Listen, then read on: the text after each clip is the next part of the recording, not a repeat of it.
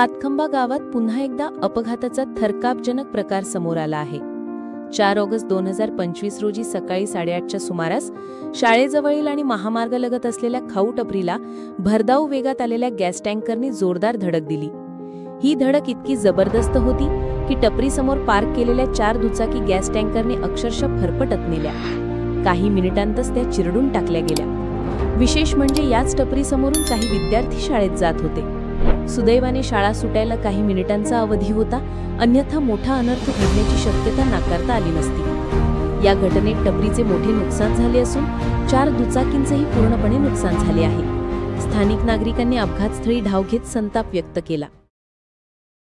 काम सुरू असताना अशा सिच्युएशन निर्माण होतात, आपण पण समजून घेतलं पाहिजे। विकास 9 वर्ष बरोबर आहे, खड्डे भरत नाही, काही नाही। त्याचं काय झालं पुढे? डंपर भेटला का? हा, डंपर मिळाला की मला माहित नाहीये। तो डंपर आम्ही शोधून काढला। त्या गावातल्या त्यासाठी आम्ही 4 दिवस टीम काम करत होती। त्या डंपर वाल्याला आम्ही जतमधनं आणलाय, मिरजवरून। किती लोक मेल्यावर सुधारणा होणार आहे? तुम्ही फक्त साहेब मीटिंगचा विषय साहेब आपण करू, तुम्ही करताय, तुमच्याबद्दल चांगलं काम करताय, तुम्ही ठेकेदाराला फक्त बोलून घ्या। कुठलाही अपघात झाला तरी इथे स्थानिक माणसंच असतात। ठेकेदाराला कोण नसतं इथे। पुलावर बघ ना काय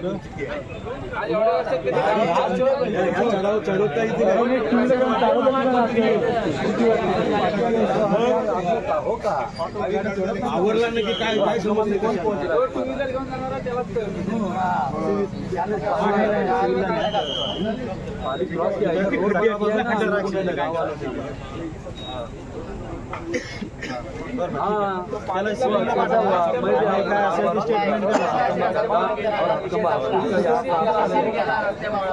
निवडीतला पोरगा तो त्यांच्याच डंपर निवडून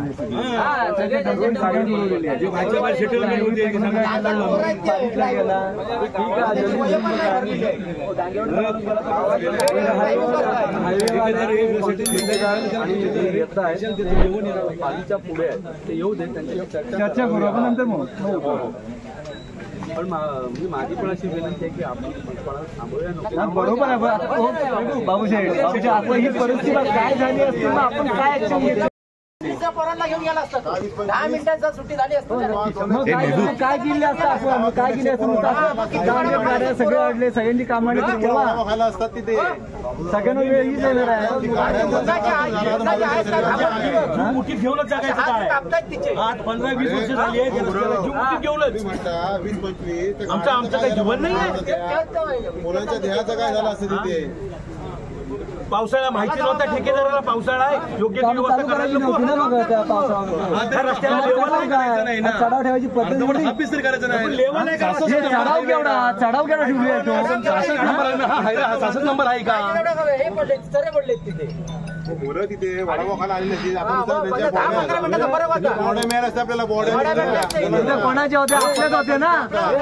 कामं कोणाची आणली असती? सगळ्यांची आणली असती ना। वाघजाई मातेची कृपा म्हणून सांगतो, इथं सगळं त्याच्यावर सगळं आपलं केलेलं आहे, सोडलेल्या गाड्या आहेत।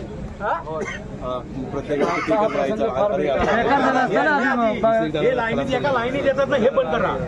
सिंगल सोडा ना, तिघं पाठणं संपल्या संपत नाही। त्यावरची आत्ताची सध्याची परिस्थिती आहे ना बघा, वरती ट्रॅफिक पोलीस जे आता तुम्ही याच्यावर थांबतात, माशे भाव, परत खाली पेट्रोल नाक्याची इथे, तर त्या 2 लोकांनी इथं वरती आम्हाला सहकार्य करावं। प्रत्येक वेळा इकडे असतात,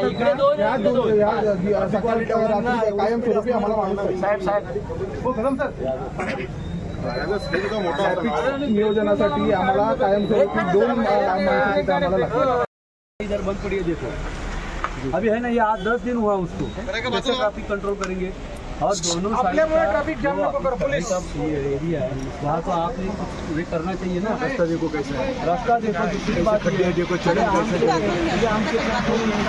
यहाँ 2 गाड़ी पास हो रही है, तो क्यों निकाल? अभी तक क्यों नहीं निकाले? क्यों नहीं यहाँ बोलो, निकाला क्यों नहीं? इसके नीचे 4 मोटरसाइकिल है।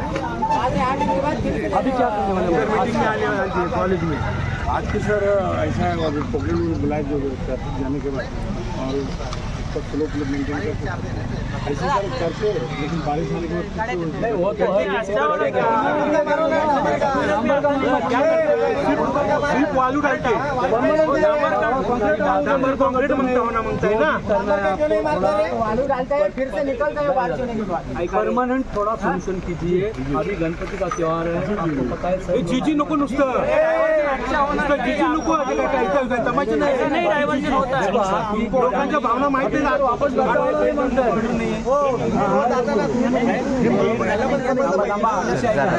प्रॉब्लम आ रहा था इसलिए नहीं काटने के लिए ROW में ये काटना है, परमिशन नहीं मिलता।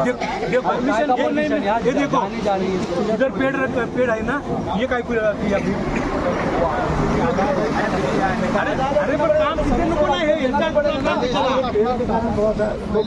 आपने दिया क्यों नहीं रोड पहले? पेड़ कटवाना था, थोड़ा प्रॉब्लम आ रहा था इसलिए। तो अभी आज के आज एक पेड़ कटवाने हैं आपको। ये रोड के बारे में आप सोचो। अभी आपको देखो 1 बजे आपकी आज मीटिंग भी है, अभी हमको जानकारी मिली है। जी सर। वहाँ आप उसको परमानेंट सोल्यूशन दे दो, ये 2 जगह की।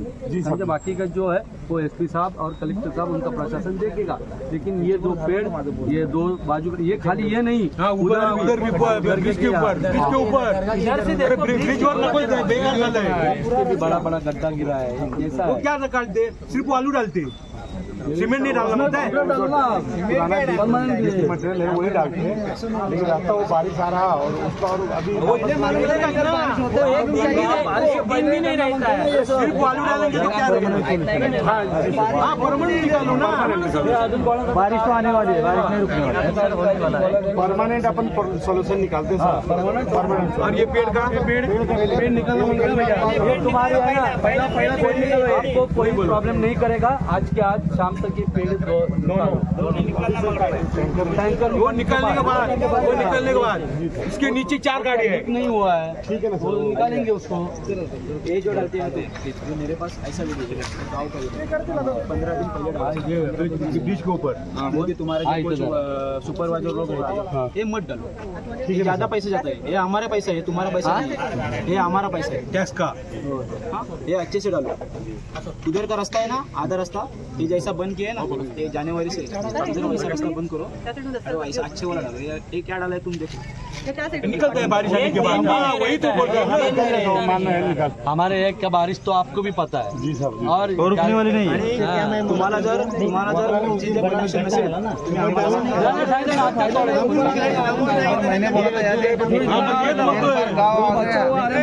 बचाओ आराम से इधर उधर डाल देते हो ना, मेरे बात सुनो, बचाओ आराम से इधर उधर डाल देते हो ना, तो वो गड्ढे में जाके डालो, लोगों को फायदा तो हो जाएगा। इधर कितना बार बराबर सोल्यूशन बनता है। ऐसा गिरता है थोड़ा ऐसा होता है।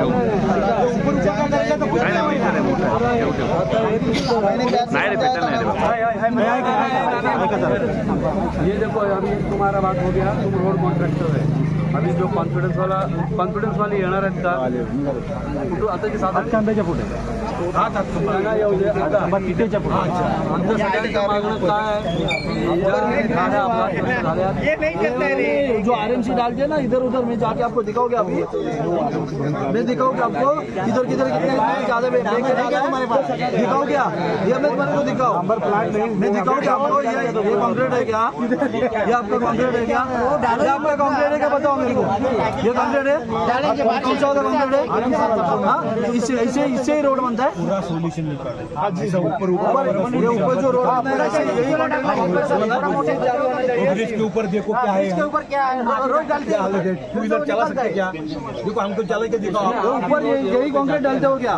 देखो कैसा ऊपर का क्यों नहीं निकला? हम लोग भी सर मेरी बात सुनो, ऊपर भी यही कॉन्क्रीट डालते हो ना, तो ऊपर का क्यों नहीं निकला रोड? तो फिर वो वाला डालो ना, वो वाला मेरी बात सुनो, RMC आप इधर उधर डाल देते हो ना, वो गड्ढे में डालो ना। पैसा काम करो, मेरे को कुछ मालूम नहीं। उनको दिखाने के लिए करते हो क्या? जब वो ऊपर वाले साहब आते हैं तो बराबर करते हो ना। कॉन्फिडन्स घ्या। आपका नाम? नाम दिलीप भोसले। जे हे रोज अपघात होत आहे, तुमचं काय नियोजन आहे? आता मी परवाच त्यांना JW मध्ये प्रिन्सिपल साहेब त्यांना ट्रेनिंग केलं होतं. स्वतः ट्रेनिंग काय ॲक्सेप्ट करायचं नाही. तुम्हाला मी एक लक्षात घ्या, मी आधी सुद्धा सांगितलं होतं तुमच्या वरच्या लोकांना डायरेक्ट मी बोललो होतो की तुमच्या गाड्यांमध्ये अंतर ठेवा. हे काय आहे बघा ना, पाठोपाठ गाड्या 4-4-5 तुम्हाला एक लक्षात द्या. मंत्री उदय सामंत साहेबांनी सुद्धा कलेक्टर ऑफिसच्या मीटिंगमध्ये काय सांगितलं होतं तुम्हाला की सकाळच्या गाड्या तुम्ही सोडायच्या नाही. लोकांची जीवाशी खेळू नका. का सोडलं त्या साहेबांनी सांगितलं लोकांच्या जीवाशी खेळू नका. का सोडलं तुम्ही सांगा. बाजूला हायस्कूल आहे. जीव मोठा तर इथं बघा, शाळा मुलं बघा. एक मिनिट, आता मला एक सांगा. हे बघा, भावनदीमध्ये मोठा अपघात झाला, अनर्थ टळला, जीवितहानी झाली. पण वित्तहानी केवढी झाली? भरपूर झाली. झाडं जळली, लोक एक म्हैस केली, ते त्याचं म्हैसीचं वाचून गेलं, लोक फक्त वाचली. हा बरोबर आहे. त्याच्यानंतर गावात झाला अपघात, 8 दिवस नाही झाली. 8 दिवसापर्यंत गाववाले सगळे आमचे म्हणजे पळाले. बरोबर आहे. परत आले. दुर्दैवाने तिथे कोणी काय झालं. आजचा प्रसंग, आतापर्यंत जे अपघात झाले तुमच्या टँकरचे, त्याच्यातला आजचा प्रसंग हा सर्वात मोठा होता. काय 5 मिनिटं आधी सुट्टी म्हणजे याची आधी ना 5 ते 10 मिनिटं शाळा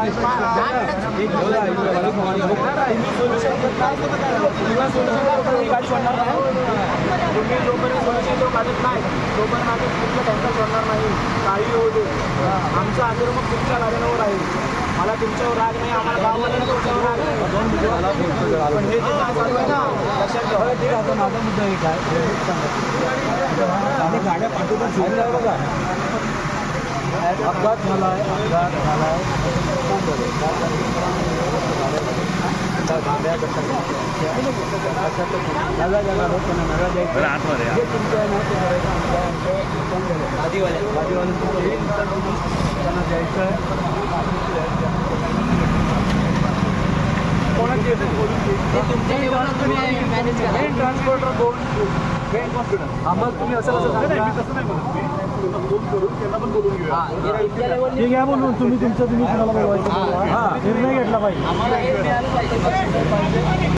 दुसरा प्रकार हायवेवाल्यांचा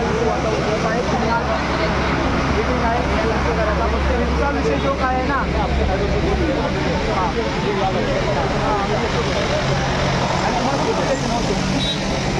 त्या गाडीमध्ये टेक्निकल टिपॉक नव्हता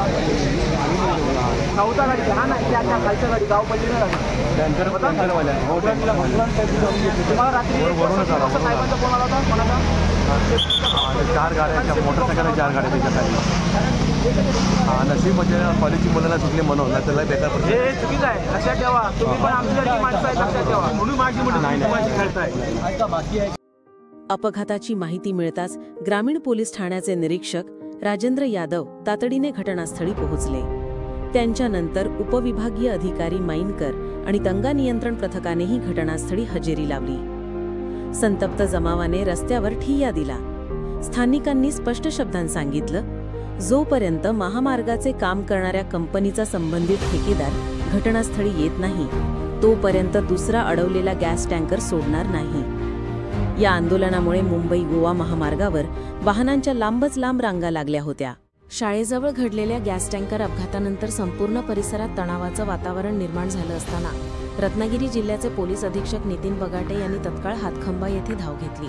त्यांनी घटनास्थळी पाहणी करत संपूर्ण घटनाक्रमाचा आढावा घेतला आणि पोलीस विभागाला महत्त्वाच्या सूचना दिल्या.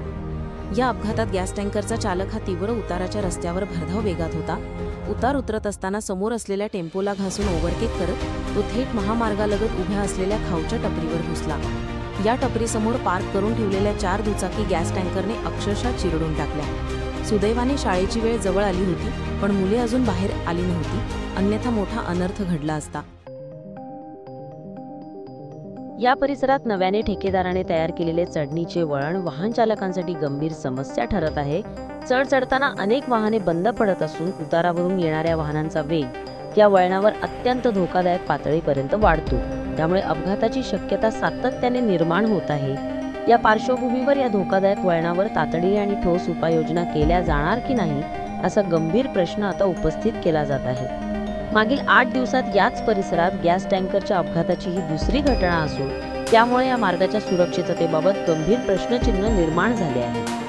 गणेश उत्सवासारखे मोठे सण काही दिवसांतच येत असताना हातखंबा परिसरातील अपघातप्रवण वळणांमुळे नागरिकांमध्ये भीतीचं वातावरण आहे। या ठिकाणी भाविकांची व वाहतुकीची वर्दळ मोठ्या प्रमाणावर वाढणार असल्याने संभाव्य धोका टाळण्यासाठी तातडीने ठोस उपाययोजना करण्यात याव्यात अशी मागणी आता स्थानिक नागरिकांकडून करण्यात येत आहे।